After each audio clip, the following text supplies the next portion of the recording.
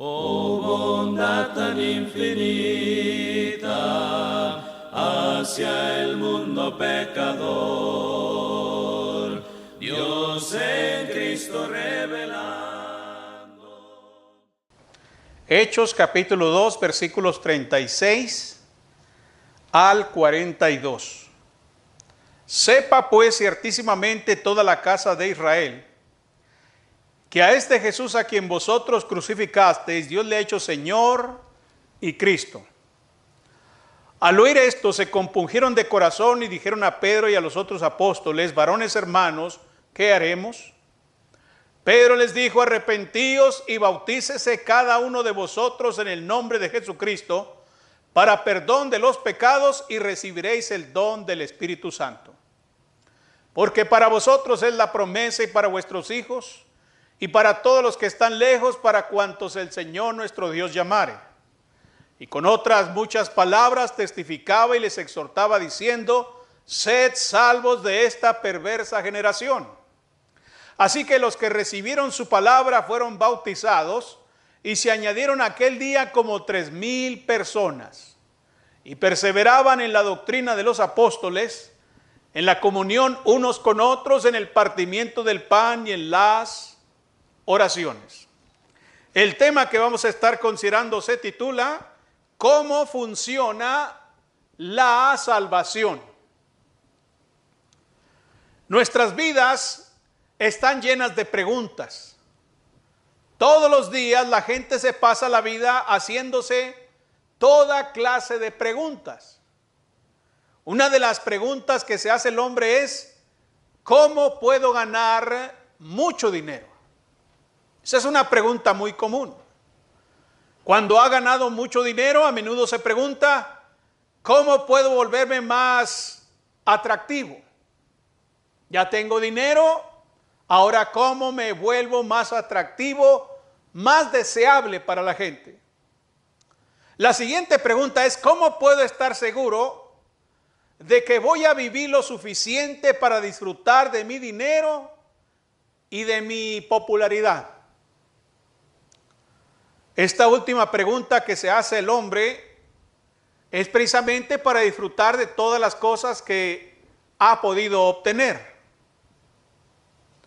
Y desde luego, cuando ya han disfrutado mucho de su vida, la última pregunta que se hace el hombre es la siguiente: ¿qué tipo de legado puedo dejar para garantizar que la gente me recuerde después de que haya fallecido? Preguntas que tienen que ver con toda la vida. Sin embargo, ninguna de esas preguntas aborda lo que el hombre realmente necesita. Ninguna de esas preguntas va directamente a lo más importante de la vida del ser humano. La Biblia, por su parte, nos ofrece dos preguntas que tienen un impacto en la eternidad de cada persona. Estas son las dos preguntas que el hombre debería hacerse. La primera pregunta se encuentra en Mateo capítulo 16, en el versículo 15. Esa pregunta es muy importante. Es una pregunta que va a impactar la eternidad de toda persona que es confrontada con ella. Dice la Biblia en Mateo capítulo 16, en el versículo 15, Él les dijo: ¿y vosotros quién decís que soy yo? ¿Cómo responden las gentes a esa pregunta? Bueno, si se la hacemos a Dios, ¿quién es Jesucristo? Él nos responde claramente en Mateo capítulo 3, en el versículo 17. Dice la Biblia, respondiendo Dios a esta pregunta: ¿quién es Jesucristo? Y entonces Dios en Mateo capítulo 3, en el versículo 17, nos da la respuesta. Y hubo una voz de los cielos que decía: este es mi Hijo amado, en quien tengo complacencia. ¿Quién es Jesucristo? El Padre dice: es mi Hijo amado. El apóstol Pedro también respondió esa pregunta. Cuando Jesucristo les preguntó diciendo: ¿Y vosotros quién decís que soy yo? El apóstol Pedro dijo, tú eres el Cristo, el Hijo del Dios viviente. El destino eterno de cada persona depende de cómo vamos a responder a esa pregunta. ¿Quién es el Cristo? ¿Cuál es la respuesta de cada uno de nosotros? Creo que estará de acuerdo conmigo en que esa es una pregunta importante. Esa es la primera pregunta importante. ¿Quién es el Cristo? La segunda pregunta importante que se ofrece en la Biblia se encuentra en nuestro texto allá en Hechos capítulo 2 en el versículo 37. Dice ahí la palabra del Señor, Hechos capítulo 2 versículo 37. Al oír esto, se compungieron de corazón y dijeron a Pedro y a los otros apóstoles, varones hermanos, y ahí viene la pregunta, ¿qué haremos? La pregunta que se hacen es esta, ¿qué haremos? Es decir, ¿qué vamos a hacer para ser perdonados? ¿Qué podemos hacer para ser perdonados o qué debemos hacer para ser perdonados? Y curiosamente, hermanos, esa es la misma pregunta que hizo el carcelero de Filipos. Usted se acuerda ya en Hechos capítulo 16, en el versículo 30, que él dijo, señores, ¿qué debo hacer para ser salvo? Es esa la pregunta que llega al corazón de la mayor necesidad del hombre. ¿Quién es el Cristo y qué necesita el hombre para ser salvo? Ahora, si estas preguntas son lo más importante o describen lo más importante, entonces podemos concluir que el hombre no necesita más dinero. No es lo que él realmente necesita. El hombre no necesita más cosas. El hombre no necesita mejor salud o una vida más larga. Lo que el hombre necesita es ser salvo.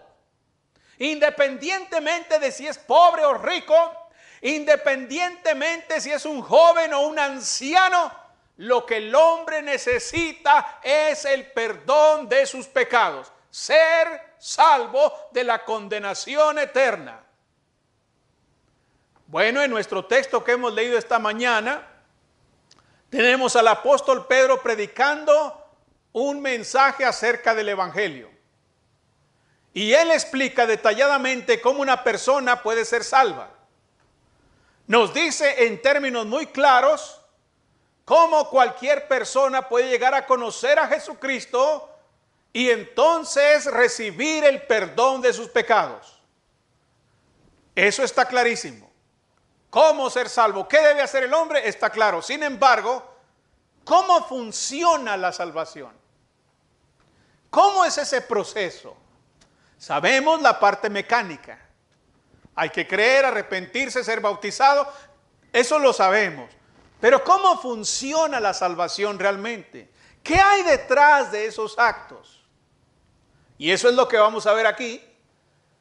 Porque habrá personas que tal vez se bautizaron, pero no necesariamente fueron salvas. Habrá personas que quizás se arrepintieron de algo, pero no necesariamente fueron salvas. Vamos a ver cómo funciona la salvación. ¿Qué elementos hay detrás de esos mandamientos? Y en primer lugar, la Biblia nos dice que la salvación tiene que ver con la convicción, hermanos. Dice en el versículo 37, texto que hemos leído hace un momento en Hechos capítulo 2. Al oír esto se compungieron de corazón y dijeron a Pedro y a los otros apóstoles, varones hermanos, ¿qué haremos? ¿Qué es lo que estamos viendo ahí? Convicción. ¿Qué significa ser convencido? Bueno, la Biblia dice que los que oyeron el sermón del apóstol Pedro se compungieron de corazón. La palabra compungido significa ser traspasado, ser apuñalado, estar agitado o sumamente preocupado. Así se sintieron, como si les estuviesen enterrando una daga en el corazón. Les dolió mucho el corazón. Lo que oyeron ese día causó que se turbaran en sus corazones. Bueno, de eso trata la convicción. Cuando uno está convencido de algo, algo pasa en la vida, algo sucede. La palabra convicción significa estar persuadido, estar convencido en la mente por medio de las evidencias. Implica el convencer al hombre del error o de la verdad. Y los que estaban oyendo la predicación del apóstol Pedro estuvieron convencidos de la verdad que Pedro estaba predicando acerca de Jesucristo. Estuvieron muy atentos a lo que él estaba diciendo. Y cuando oyeron lo que Pedro estaba predicando acerca de Jesús, se convencieron de que era el Hijo de Dios a quien habían llevado a la cruz. Se conmovieron profundamente en sus corazones. Veamos qué fue lo que los convenció. ¿Qué los convenció? ¿Qué los llevó a ese estado? Bueno, dice el texto en los versículos 14 al 21. Dice ahí la escritura. Vamos a ver qué fue lo que los llevó a esa convicción. Dice ahí, capítulo 2, versículos 14 al 21. Entonces Pedro, poniéndose en pie con los 11, alzó la voz y les habló diciendo: varones judíos y todos los que habitáis en Jerusalén, esto sea notorio y oíd mis palabras. Porque estos no están ebrios como vosotros suponéis, puesto que es la hora tercera del día. Mas esto es lo dicho por el profeta Joel. Y en los postreros días, dice Dios, derramaré de mi espíritu sobre toda carne, y vuestros hijos y vuestras hijas profetizarán. Vuestros jóvenes verán visiones, y vuestros ancianos soñarán sueños. Y de cierto, sobre mis siervos en aquellos días derramaré de mi espíritu y profetizarán. Y daré prodigios arriba en el cielo y señales abajo en la tierra, sangre y fuego y vapor de humo. El sol se convertirá en tinieblas y la luna en sangre, antes que venga el día del Señor grande y manifiesto. Y todo aquel que invocare el nombre del Señor será salvo. Varones israelitas, oíd estas palabras. Jesús Nazareno, varón aprobado por Dios entre vosotros con las maravillas, prodigios y señales que Dios hizo entre vosotros por medio de él, como vosotros mismos sabéis, a este entregado por el determinado consejo y anticipado conocimiento de Dios, prendisteis y matasteis por manos de inicuos, crucificándole, al cual Dios levantó suelto los dolores de la muerte, por cuanto era imposible que fuese retenido por ella. Si ustedes notaron en todo este discurso, lo que convenció a estos judíos es el cumplimiento de la palabra de Dios, hermanos. Pedro simplemente les recordó que lo que está ocurriendo ese día, en el día de Pentecostés, eso ya se había dicho en los profetas. Dios ya lo había anunciado por boca del profeta Joel. Y ahora, con sus propios ojos y con sus propios oídos, estaban siendo testigos del cumplimiento de aquella profecía. Ellos quedaron convencidos por el hecho de que Dios cumple su palabra. Imagínense, qué tremendo ha de ser para un judío estar ahí el día de Pentecostés, viendo y oyendo el cumplimiento de lo que Joel había dicho. Así que eso les convenció. En segundo lugar, según los versículos 22 al 36, les convenció otro elemento más. Dice ahí la escritura, versículos 22 al 36. Varones israelitas, oíd estas palabras. Jesús Nazareno, varón aprobado por Dios entre vosotros, con las maravillas, prodigios y señales que Dios hizo entre vosotros por medio de él, como vosotros mismos sabéis, a este entregado por el determinado consejo y anticipado conocimiento de Dios, prendisteis y matasteis por manos de inicuos, crucificándole, al cual Dios levantó suelto los dolores de la muerte, por cuanto era imposible que fuese retenido por ella. Porque David dice de él: veía al Señor siempre delante de mí, porque está a mi diestra, no seré conmovido. Por lo cual mi corazón se alegró y se gozó mi lengua, y aún mi carne descansará en esperanza. Porque no dejarás mi alma en el Hades, ni permitirás que tu santo vea corrupción. Me hiciste conocer los caminos de la vida, me llenarás de gozo con tu presencia. Varones hermanos, se os puede decir libremente del patriarca David, que murió y fue sepultado, y su sepulcro está con nosotros hasta el día de hoy. Pero siendo profeta, y sabiendo que con juramento Dios le había jurado que de su descendencia en cuanto a la carne levantaría al Cristo para que se sentase en su trono, viéndolo antes, habló de la resurrección de Cristo, que su alma no fue dejada en el Hades, ni su carne vio corrupción. A este Jesús resucitó Dios, de lo cual todos nosotros somos testigos. Así que exaltado por la diestra de Dios, y habiendo recibido del Padre la promesa del Espíritu Santo, ha derramado esto que vosotros veis y oís. Porque David no subió a los cielos, pero él mismo dice, dijo el Señor a mi Señor, siéntate a mi diestra hasta que ponga a tus enemigos por estrado de tus pies. Sepa pues ciertísimamente toda la casa de Israel, que a este Jesús a quien vosotros crucificasteis, Dios le ha hecho Señor y Cristo. Todo esto es el elemento para convencer a estos hombres. ¿Y qué fue lo que los convenció? Los convenció la eficacia de la palabra de Dios, de la obra de Dios, hermanos. Cuando Pedro habló de Jesús, se refería a un hombre del que todos habían oído hablar, hermanos. Toda esta gente que está aquí sabían quién era Jesús. No ignoraban quién era, sino que sabían quién era. Habían oído incluso hablar de sus afirmaciones de ser el Mesías, de ser el Cristo. También habían oído, y quizás muchos de ellos fueron testigos de la crucifixión. Pero había otra cosa más. Se estaban dando testimonios por toda Jerusalén de que ese hombre que fue crucificado y sepultado resucitó de entre los muertos al tercer día. Después de todo, había más de 500 personas andando por ahí y afirmando haberle visto vivo después de que fue sepultado. Más de 500 personas diciendo eso por todas partes. Ahora todos están siguiendo a Jesús y están viendo lo que está ocurriendo este día. Eso quiere decir entonces que la obra de Dios es eficaz. Es decir, no solamente se cumple la palabra de Dios cuando se cumplen las profecías, sino que todo lo que dice acerca de Jesucristo sucedió exactamente como Él dijo, hermanos. Es eficaz. La obra de Dios es poderosa. El día de Pentecostés fue exactamente 50 días después de que Jesús resucitó de entre los muertos.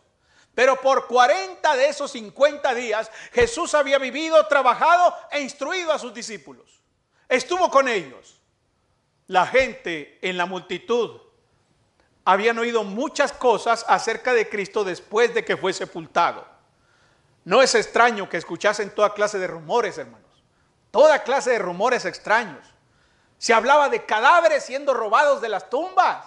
Por ahí algunos decían, se andan robando los cadáveres de las tumbas, entre los cuales se robaron el de Jesús. Tumbas vacías, discípulos aterrorizados y líderes judíos preocupados, asustados. Pero ahora, uno de los principales discípulos de Jesucristo les está diciendo que todos esos rumores son falsos, todos esos rumores son equivocados, porque la verdad es esta: Jesucristo se levantó de entre los muertos y ahora está sentado a la diestra de Dios, hermanos. Esa es la verdad. Ahora todo tiene sentido para esta gente. Las profecías dicen esto y la cosa se cumplió de esta manera. Todo tiene sentido. Los rumores están equivocados y están lejos de la verdad.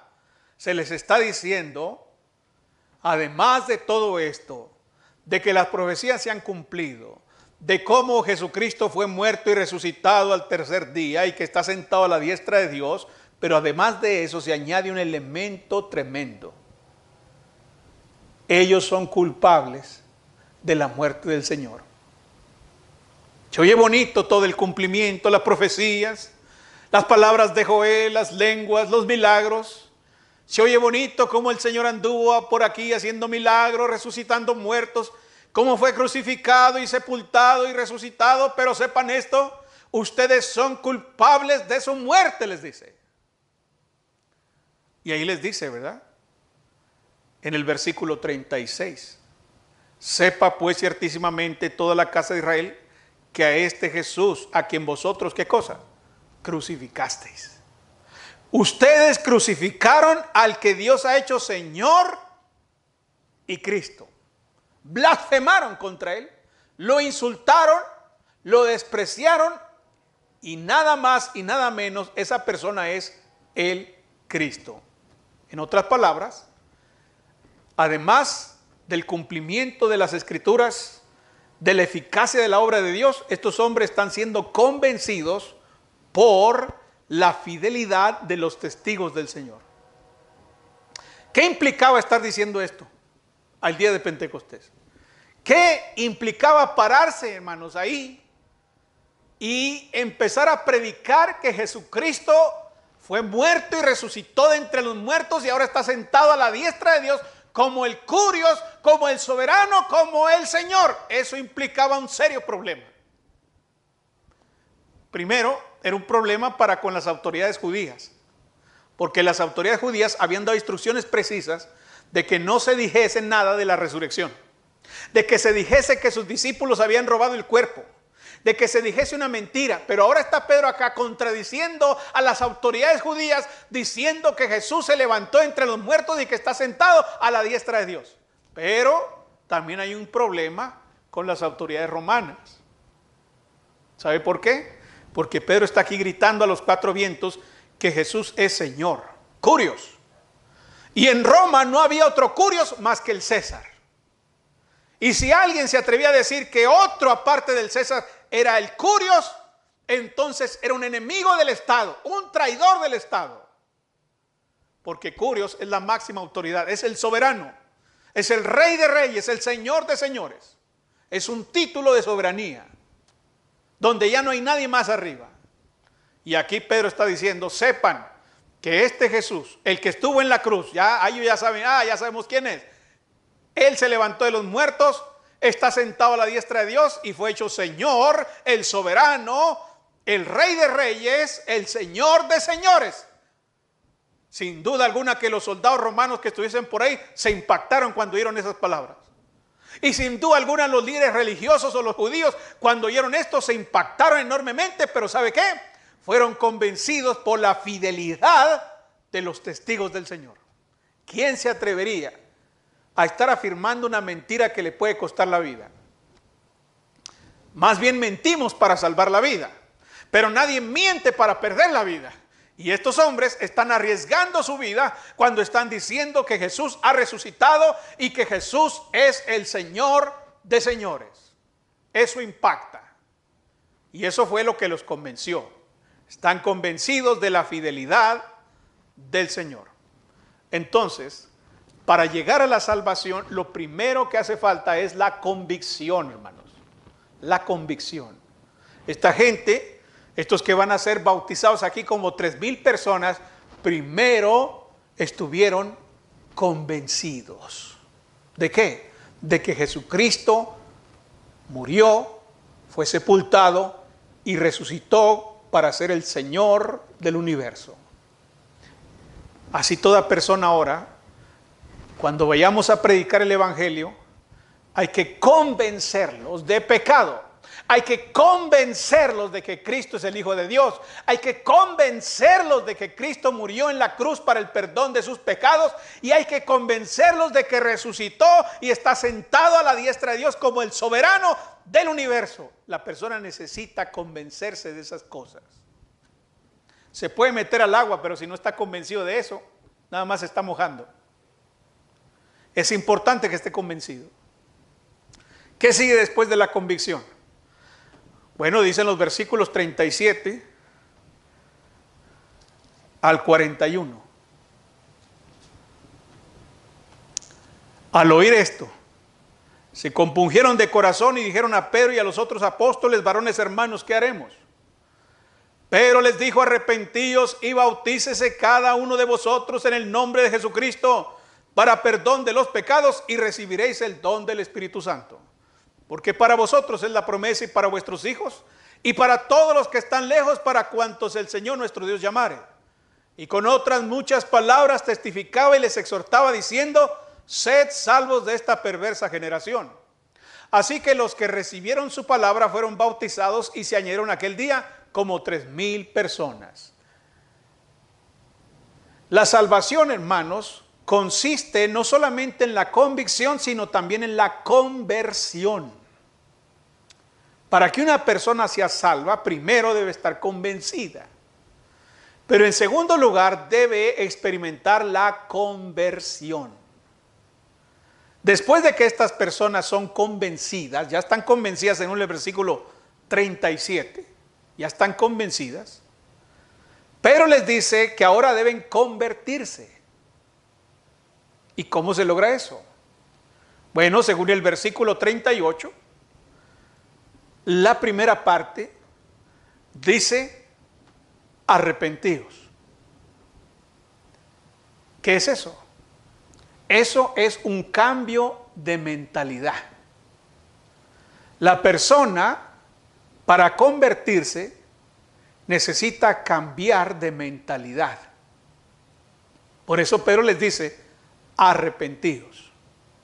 El arrepentimiento es un cambio de mentalidad que resulta en un cambio de acciones, hermanos. Es la única manera de cambiar de vida.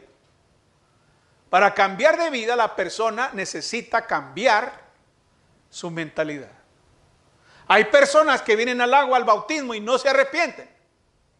No están convencidas de pecado, ni están arrepentidas de sus pecados, pero se bautizan al agua por alguna otra oferta que se les hizo. Por ejemplo, se les ofertó no ir al infierno. No, para que no vayas al infierno, bautízate. Y dice: ay, claro que sí. Para huir del fuego, ¿a dónde hay que ir? Al agua. Entonces me meto al agua y ya soy salvo del infierno, pero no está arrepentida, no está convencida de ser un pecador miserable, perverso, no está convencido del señorío de Jesucristo, de que Él es el Rey de Reyes a quien hay que servirle con la vida misma. Y entonces tenemos a cristianos mediocres, a cristianos flojos, a cristianos tibios. ¿Por qué? Porque lo único que les interesaba era no ir al infierno. Pero no estaban convencidos de quién era Jesús.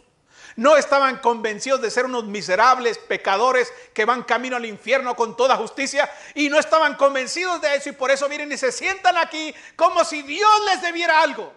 Y no es así. No vienen agradecidos. No vienen humillados para sentarse aquí a hacer la voluntad de Dios y decir: Señor, tú dime qué quieres que yo haga. No. Ellos solamente vienen pues para cumplir un trámite. Y ese es un problema. Por eso la salvación incluye primero la convicción y en segundo lugar la conversión. Hasta ahora estos judíos habían creído que Jesús era un mentiroso, que Jesús era un estafador, y Pedro les dijo: necesitan cambiar su mentalidad sobre Cristo. El arrepentimiento genuino es un ingrediente absolutamente esencial para la salvación, hermanos. Porque cuando se arrepiente de sus pecados, va a abandonar sus caminos. Va a dejar de hacer su voluntad para hacer la voluntad del Padre Celestial ahora. Aquí está, claro. Estos hombres que habían estado acostumbrados a hacer lo que se les pega la gana toda la vida, ahora estaban diciendo: ¿qué haremos? Ahora iban a sujetarse a lo que otro decía. Ahora iban a rendirse y a humillarse ante la voluntad del Cristo resucitado, hermanos. Por eso es esencial el arrepentimiento. El arrepentimiento es más que simplemente sentir pena por los pecados. Es más que sentir tristeza por haber sido descubierto en sus pecados. El arrepentimiento es un cambio absoluto de mente. De hecho, la palabra original es sumamente fuerte. Metanoía. Es quitar la mente y poner otra. Metanoía. Quitarle esa mente que tiene usted, cambiársela por otra. Ahora va a tener la mente de Cristo. Ya no va a tener más la mente carnal y perversa que siempre ha tenido, sino que ahora va a tener la mente de Cristo. El arrepentimiento significa cambiar de mentalidad, de modo de pensar, cambiar de opiniones. Los valores cambian, las metas cambian, las formas de ser de uno cambian y la vida entera se transforma y cambia, toma un ritmo distinto al que traía. Llevaba un ritmo, pero ahora es otro.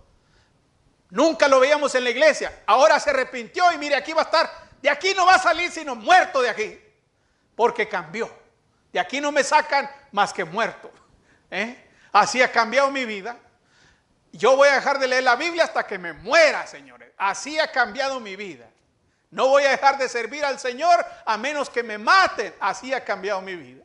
Antes ni me interesaba, ni me importaba la voluntad de Dios, ni me importaba la Biblia, ni me importaban las reuniones de la iglesia, ni me importaba la predicación del Evangelio. No me importaba nada de Dios, pero ahora que tengo la mente de Cristo, ahora esto es el primer lugar en mi vida. Eso es arrepentimiento. Significa comenzar a vivir una vida distinta a la que siempre hemos tenido. Y el arrepentimiento es un mandamiento de Dios. Como dice Hechos 17:30. Dios ahora manda a todos los hombres en todo lugar, ¿qué cosa? Que se arrepientan. Si no, bueno, ahí viene el juicio. Si no quiere arrepentirse, ahí viene el juicio. La conversión implica el arrepentimiento y en segundo lugar, implica el ser bautizados. No estamos dejando el bautismo fuera. Dice el 38, arrepentíos y sed bautizados. Entonces hay que ser bautizados también. El arrepentimiento es esencial para cambiar nuestra vida y el bautismo es esencial para que el Rey nos declare libres. Por eso son importantes los dos. El arrepentimiento es para cambiar. Por ejemplo, usted se pelea con su esposa, ofende a su esposa, usted se va enojado, luego se arrepiente, pero ¿qué falta? Falta que lo perdone la esposa. Usted ya se arrepintió, usted ya cambió de vida, usted ya cambió de rumbo. Pero falta que la esposa lo perdone para que lo deje entrar otra vez. Entonces usted viene arrepentido y le dice a su mujer, estoy arrepentido, perdóname. Y entonces la mujer le dice, te perdono, y cuando dice te perdono, usted ya entra como Juan por su casa. Es lo mismo con Dios. Usted se arrepiente si es necesario, es indispensable para cambiar de vida, para que deje la mentira, el pecado, el alcohol, la fornicación, el adulterio, cualquier cosa mala, sucia y corrupta que haya en su corazón. Usted se arrepiente, qué bueno, pero ¿qué falta? Falta el perdón, falta la declaración del juez que le diga, te perdono. Bueno, para eso nos bautizamos. Vengo arrepentido, me bautizo y entonces Dios me declara, ¿qué cosa? Justo. Por eso Pedro dijo, arrepentíos y bautícese cada uno de vosotros en el nombre de Jesucristo. ¿Para qué? Para el perdón de los pecados y recibiréis el don del Espíritu Santo. ¡Qué glorioso es eso! Entonces la conversión implica esas cosas. El bautismo no es un simple ritual externo, como dicen algunos. Es algo necesario para ser perdonados, para ser convertidos. Entonces, la salvación consiste en la convicción y en la conversión.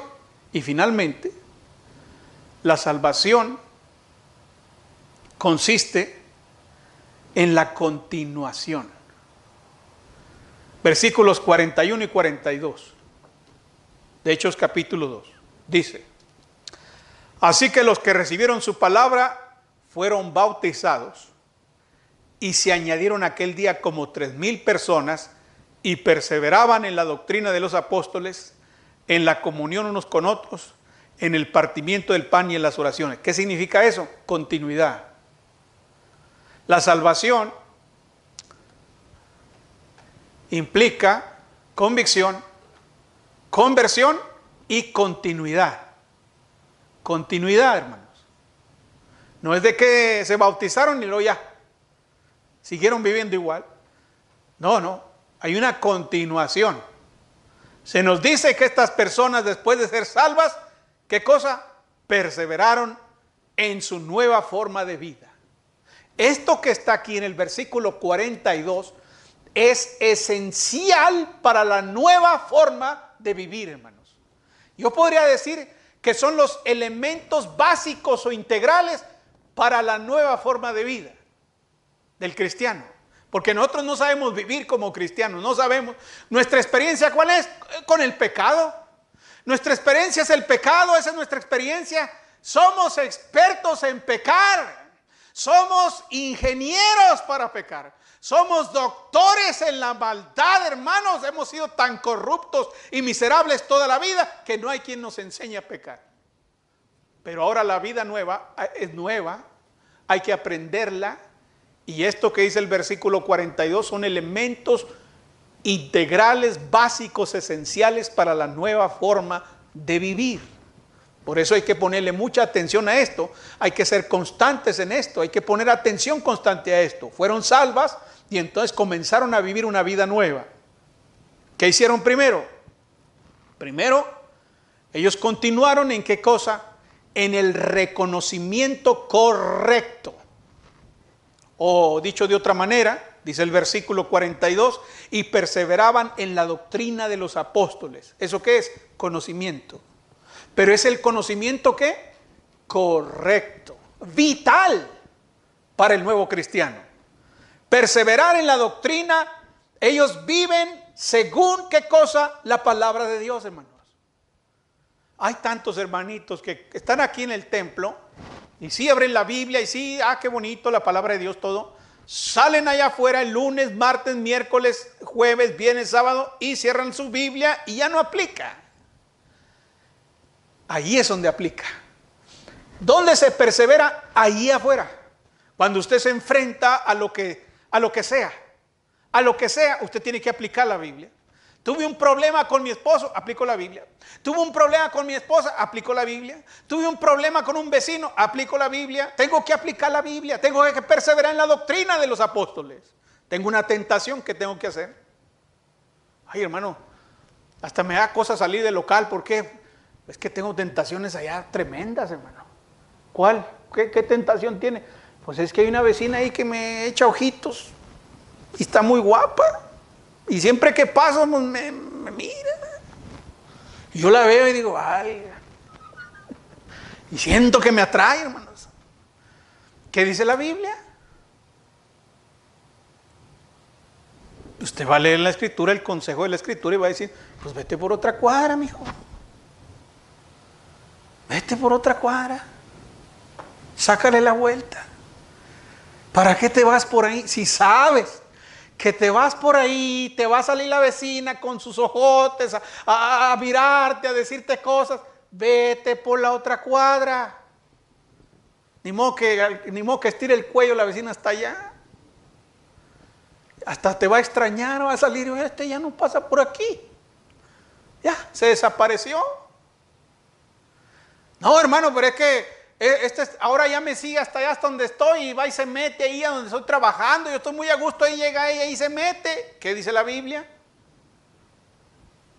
Corre, huye, literal, así sale corriendo. ¿No? ¿Qué fue lo que hizo José?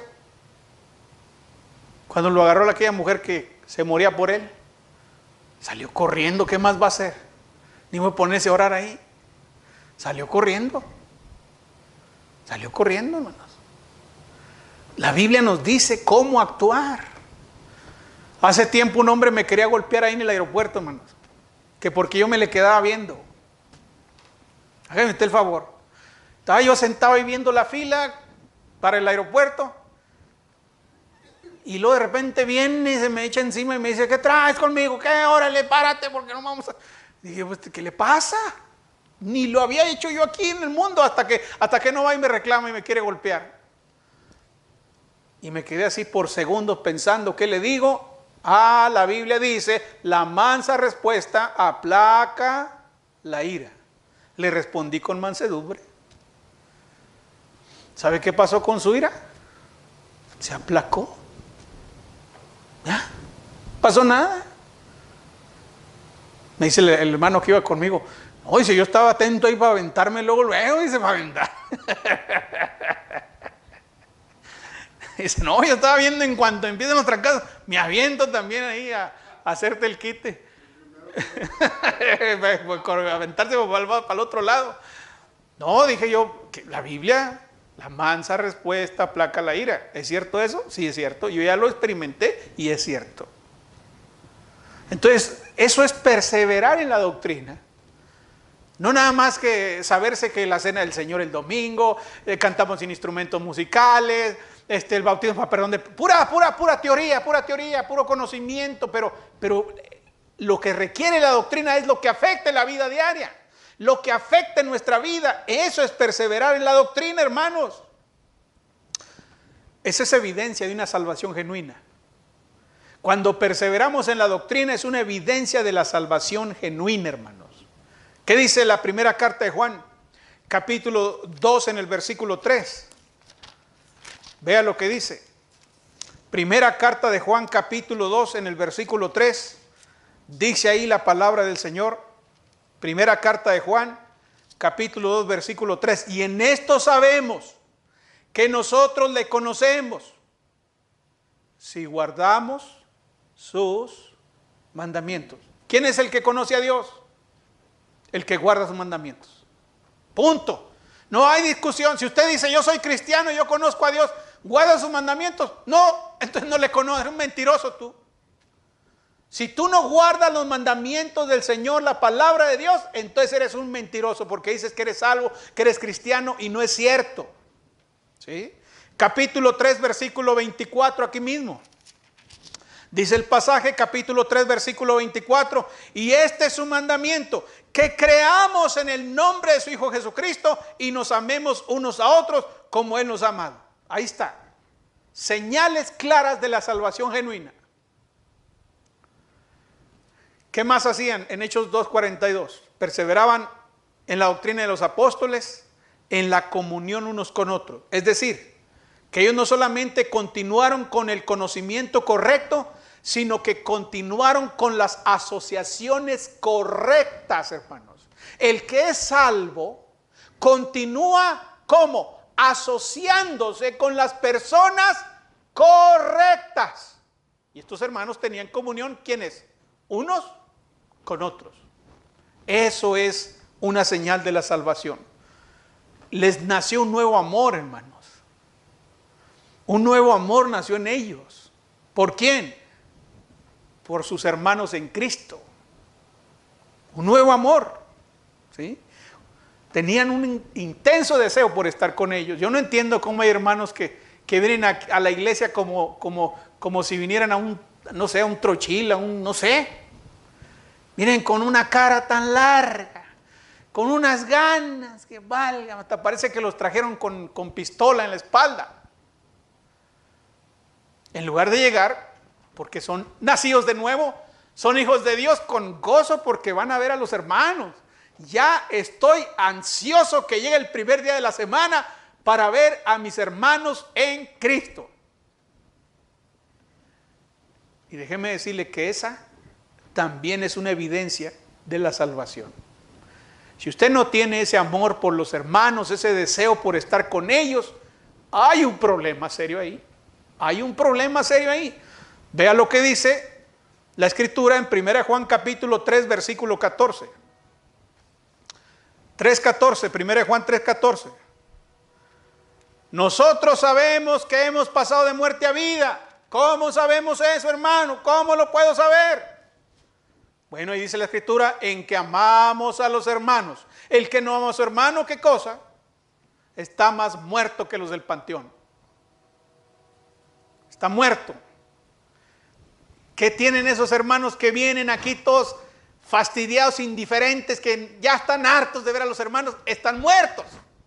Permanecen en muerte. Pero aquel que viene aquí, que está esperando el domingo, que quiere estar aquí en los días de reunión para ver a sus hermanos, para estar con ellos, para convivir con ellos, es uno que ha pasado de muerte a vida. ¿Qué hacen los muertos en el panteón entre ellos? Nada, ¿verdad? Nada, está un muerto aquí, está otro muerto acá. Y mire, pasan años ahí acostados uno al otro, pero no se conocen, no se hablan, nada, no sienten nada uno por el otro, nada. Nosotros estamos muertos. ¿Es un panteón aquí? No. Somos gente que ha pasado de muerte a vida. Y la evidencia de eso es el amor que tenemos por nuestros hermanos. Tremenda cosa. Tremendo. Dice el capítulo 4 en el versículo 7 aquí mismo. 4:7. Porque usted va a decir, el hermano ama mucho a los hermanos, qué bueno es. No es de mí, hermanos. No es de nosotros ese amor. Dice el 4:7, amados, amémonos unos a otros. ¿Por qué? Porque el amor es de Dios. Todo aquel que ama es nacido de Dios y conoce a Dios. Tremendo. La ausencia de amor es una ausencia de salvación. Ahí dice el 4:20 y 21 dice, si alguno dice, yo amo a Dios y aborrece a su hermano, ¿qué cosa es? Mentiroso. Pues el que no ama a su hermano, a quien ha visto, ¿cómo puede amar a Dios a quien no ha visto? Y nosotros tenemos este mandamiento de Él. El que ama a Dios, ¿qué cosa? Ame también a su hermano. Ese es un mandamiento. ¿Cuántos hermanos están sin salvación ahora? Porque no sienten esto por algún hermano. ¿Sabe que, por ejemplo, en mi caso, cuando yo oigo hermanos que hablan mal de mí, siento mucha lástima por ellos? Siento lástima porque están violando este mandamiento. Pobres hermanos, pobres de ellos. Porque si tienen un sentimiento distinto a esto, entonces ya no son de Dios. Ya no han gozado de la vida, sino ahora están en muerte. Tremendo. Cuidado, hermano. Cuando usted sienta algo por un hermano, algo negativo, mejor vaya y arréglelo rápido. Sentí algo con aquel o con aquel otro. Vaya y arréglelo rápido. Vaya y dígale, ¿sabes qué, hermano? Siento esto, de ti siento esto. ¿Pero por qué? Por esto y esto y esto. Vamos a arreglar, vamos a platicarlo rápido. ¿Por qué? Porque si no, la ausencia de amor es ausencia de salvación. Hay que arreglarlo rápido. Bueno, en Hechos 2:42 continuaron con las reuniones correctas. Dice el texto que perseveraban en el partimiento del pan. ¿Qué significa eso? Que se congregaban para partir el pan. Es decir, que cuando uno es salvo, uno continúa con las reuniones correctas, que es reunirse con la iglesia para adorar al Señor. ¿Sí? Y finalmente, en las oraciones. Las oraciones continuaron con la comunicación correcta, hermanos. En las reuniones, ¿qué hacemos? Adoración pública. Todos nos miran, todos nos ven cantar, todos nos ven leer la Biblia. Pero en las oraciones la cosa es privada. Ahí el contexto cambia. Ahora el asunto es privado. Eso implica una adoración personal entre el Señor y yo. Entonces, cuando uno es salvo, la salvación consiste en la continuación de la comunicación correcta entre Dios y yo. Algo personal. Nuestra continuidad en las cosas que le importan al Señor es una señal de que somos suyos, de que somos de Él, de que somos de Cristo. ¿Cómo funciona la salvación? ¿Qué hemos aprendido ahora? Hemos aprendido cómo funciona la salvación. Incluye convicción, conversión y continuidad. Es lo que nos ha enseñado este pasaje. ¿Cómo estamos con eso? ¿Cómo está nuestra convicción? ¿Somos convertidos realmente? ¿Estamos continuando en las cosas que le interesan a Dios? Bueno, ya nos toca juzgarnos a nosotros, vernos a la luz de esta palabra, y entonces si usted ve que está falto en algo, corríjase. Hoy es el día de salvación, corríjase. Si ha caído de la gracia, si se ha apartado de la verdad, si no ha puesto atención a esta salvación que ha recibido, hoy es tiempo para que se corrija. Y cuando venga el Señor, usted estar listo para ser llevado con Él. Dios les bendiga, hermanos. Oh bondad tan infinita hacia el mundo pecador. La Iglesia de Cristo en Rivera Luna le invita a sus actividades los domingos a las 10 de la mañana. Estamos ubicados en el número 3331, esquina con Rivera y Luna, en El Paso, Texas, 79905. Todos serán bienvenidos. De salud, solo en él hallaré la divina plenitud.